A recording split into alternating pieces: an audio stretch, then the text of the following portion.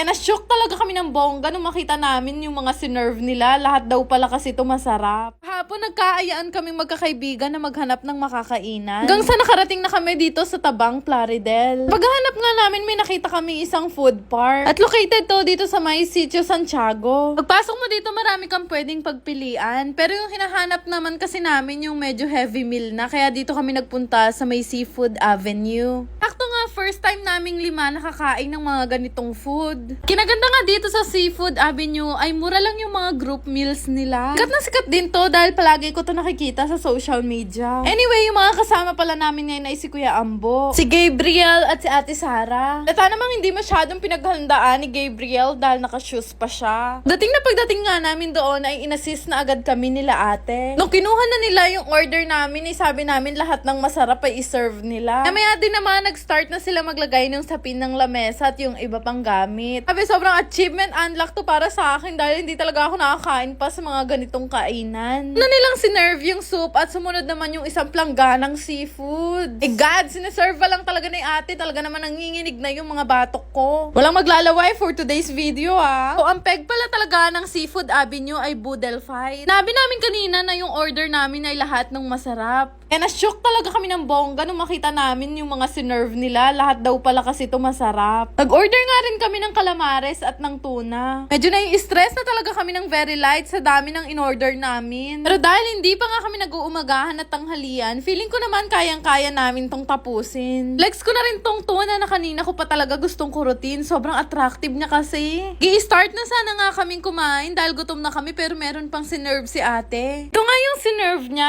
yung baked talaba. This time, feeling ko naman kompleto na yung order namin kaya nagsimula na rin kaming kumain. Syempre dahil Boodle Fight nga ito, walang magkukutsara for today's video. Sobrang na-excite na talaga ako kumain kaya nanginginig-ginig pa ako sa pagsusuot ng gloves. Ang stressful talaga pag maraming nakaharap na pagkain sa'yo, hindi mo alam kung ano yung una mong kukuhain. At inuna ko na nga tong crabs na punong-puno ng alige. Sabi Jai, first time ko lang talaga makatikim ng ganitong timpla ng crabs. Sobrang sarap, feeling ko walang matitira sa amin. Ito naman sa Ate Sara, ang una niyang kinain yung mga hipon. Sobrang solid nga din ng hipon nila.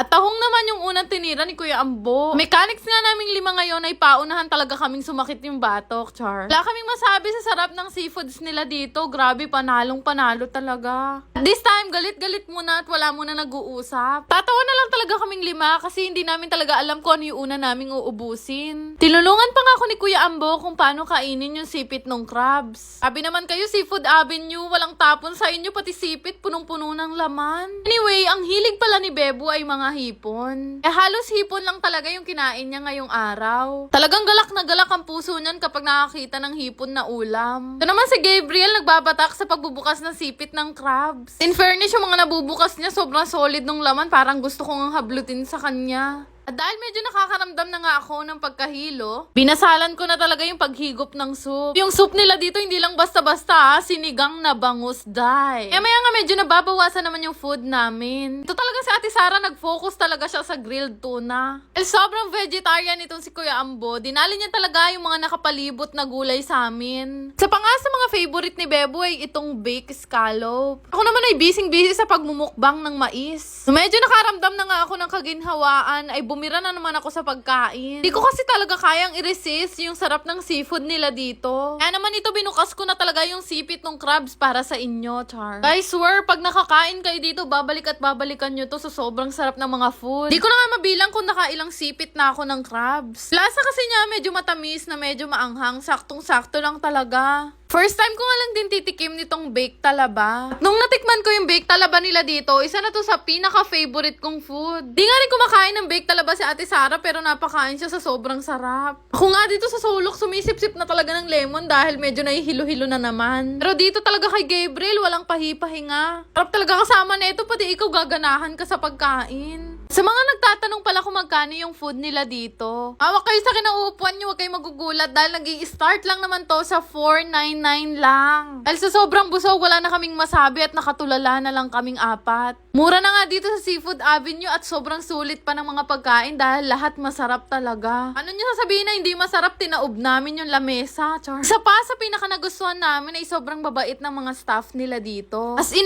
assist talaga nila kayo ng bonggang-bongga mula sa pagkain nyo hanggang sa makauwi kayo. Meron naman kaming konting hindi naubos na food, kaya pwede pala yung i-take out. Di na nga ako makapagsalita dahil busog na busog buong buhay ko. Alam ko naman nagutom ka, kaya naman mag-visit ka na dito sa Seafood Avenue, located dito sa Sitio Santiago, Tibag, Plaridel, Bulacan. Bago ang lahat, meron nga pala akong gustong i-share sa inyo na laro. Ito yung Kirin Games na bagong betting game na pinagkakaadikan ko talaga ngayon. Kung gusto mo rin kumita habang naglalaro, tapusin mo tong video na to. Bago kayo makapaglaro, kakailanganin nyo muna mag-register gamit ang mga phone number nyo. Since naman na mailagay nyo na yung number nyo, pindutin nyo lang naman yung get OTP para ma-receive nyo yung OTP number. And then mag-create lang kayo ng password at i-confirm nyo, pero wag nyo lang kakalimutan ha. Tapos ilagay nyo lang yung referral ID na makikita nyo sa comment section. O di ba ganun lang kadali mag-register? Makakapasok na agad kayo dito sa loob ng Kirin Games. Marami ka rin pwedeng pagpili ang laro dito. Meron nga din silang Fruit Machine, Dragon Tiger at Lucky 9. Sobrang daling laro na pwede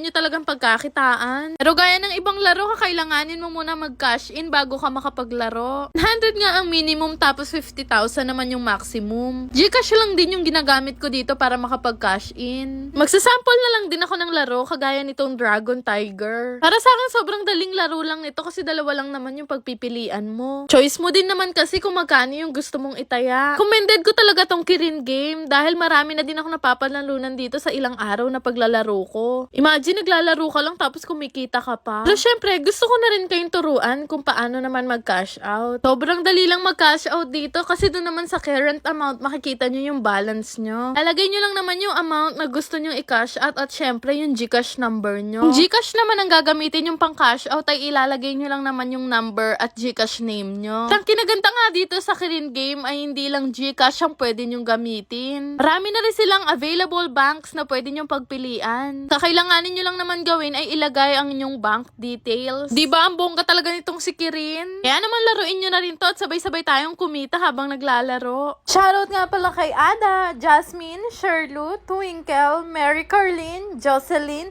Angeline, Camille Rivera at kay Angela Rapadas. Shoutout po sa inyong lahat! Yun lang naman! Salamat!